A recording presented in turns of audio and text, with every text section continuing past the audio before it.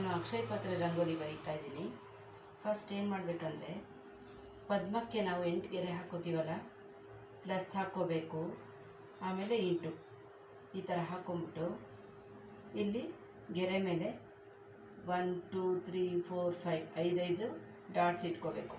ಎಲ್ಲ ಕಡೆಯೂ ನಾವು ಗೆರೆ ಹಾಕಿರ್ತೀವಲ್ಲ, ಪದ್ಮಕ್ಕೆ ಗೆರೆ ಹಾಕ್ಕೊಂಡಿರ್ತೀವಲ್ಲ, ಅದ್ರ ಪಕ್ಕದಲ್ಲಿ 5 5 ಗೆರೆ ಹಾಕ್ಕೋಬೇಕು. ಆಮೇಲೆ ಇಲ್ಲಿ ಮುಂದೆ ಗೆರೆ ಹಾಕ್ಕೋಬೇಕು, 5 ಗೆರೆ. ಆ ಡಾಟ್ಸ್ ಇಟ್ಟ ಮೇಲೆ ಅದ್ರ ಮುಂದೆ ಗೆರೆ ಹಾಕ್ಕೋಬೇಕು. 1 2 3 4 5. ಒಂದು ದೊಡ್ಡದು ಅದ್ರ ಪಕ್ಕದಲ್ಲಿ ಅದಕ್ಕಿಂತ ಚಿಕ್ಕದು ಗೆರೆ ಹಾಕ್ಕೊಂಡು ಹೋಗಬೇಕು. ಈಗ ಗೆರೆ ಕೂಡಿಸ್ಬೇಕು. ಯಾವ್ಯಾವ್ದಕ್ಕೆ ಯಾವ್ಯಾವ್ದು ಕೂಡಿಸ್ತೀನಿ ನೋಡಿ. ಇಲ್ಲಿಂದ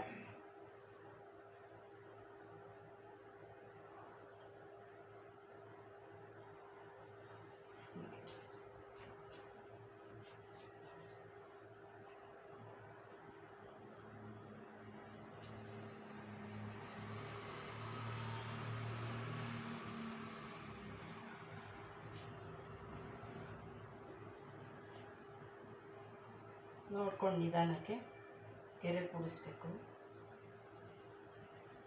ಎಲ್ಲ ಕಡೆಯೂ ಇದೆ ಥರ. ಎಲ್ರಿಗೂ ನಮಸ್ಕಾರ. ಅಕ್ಷಯ ತೃತೀಯ ಹಬ್ಬದ ಹಾರ್ದಿಕ ಶುಭಾಶಯಗಳು.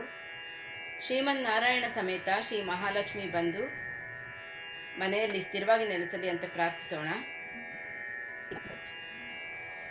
ಈ ವರ್ಷ ಅಕ್ಷಯ ತದ್ಗೆ ಸೌಭಾಗ್ಯ ಯೋಗದಲ್ಲಿ ಬಂದಿರುವುದು ತುಂಬ ವಿಶೇಷ. ತುಂಬ ವಿಶೇಷವಾದ ದಿನ ಈ ದಿನ. ವೈಶಾಖ ಮಾಸದ ಶುಕ್ಲ ಪಕ್ಷದ ತದಿಗೆ ದಿನ ತುಂಬ ವಿಶೇಷ. ಯಾಕೆ ಅಂದರೆ, ಸಾಕ್ಷಾತ್ ವೇದವ್ಯಾಸರು ಗಣಪತಿಗೆ ಮಹಾಭಾರತವನ್ನು ಬರೆಯಲು ಸೂಚಿಸಿದ್ದು ಇದೇ ದಿನ. 2ನೇದು ಗಂಗೆ ಭೂಮಿಗೆ ಬಂದಿದ್ದು ಇದೇ ದಿನ. 3ನೇದು ಪರಶುರಾಮರು ಅವತಾರ ಮಾಡಿದ ದಿನ. 4ನೇದು ಬದ್ರಿ ಕ್ಷೇತ್ರವನ್ನು 6 ತಿಂಗಳಿನಿಂದ ಮುಚ್ಚಿದ್ದು ಅಕ್ಷಯ ತದ್ಗೆ ದಿನ ಬಾಗಿಲು ತೆಗಿತಾರೆ. 5ನೇದು ಶ್ರೀಕೃಷ್ಣ ಸುಧಾಮನಿಗೆ ಸಕಲ ಐಶ್ವರ್ಯವನ್ನು ತಂದುಕೊಟ್ಟ ದಿನ.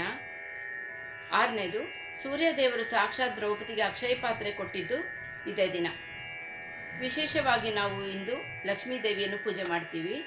ಇಷ್ಟೊಂದು ಮಹತ್ವ ಇರುವುದರಿಂದ ನಾವು ಭಕ್ತಿಯಿಂದ ಶ್ರೀ ಮಹಾವಿಷ್ಣುವಿನ ಆರಾಧನೆ ಹಾಗೂ ಶ್ರೀ ಮಹಾಲಕ್ಷ್ಮೀ ದೇವಿಯ ಪೂಜೆಯನ್ನು ಮಾಡಿ ಲಕ್ಷ್ಮೀನಾರಾಯಣರ ಅನುಗ್ರಹಕ್ಕೆ ಪಾತ್ರರಾಗೋಣ.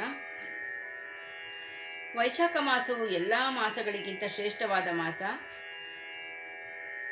ನಮ್ಮ ಪಾಪಗಳನ್ನು ಕಳೆದುಕೊಳ್ಳಲು ವೈಶಾಖ ಮಾಸದಲ್ಲಿ ಒಳ್ಳೆಯ ಕೆಲಸಗಳನ್ನು ಮಾಡೋಣ. ಅದರ ಪರಿಣಾಮ ನಮಗೆ ಒಳ್ಳೆಯ ಫಲ ಸಿಗುತ್ತದೆ. ಶ್ರೀಕೃಷ್ಣ ಅರ್ಪಣಮಸ್ತು.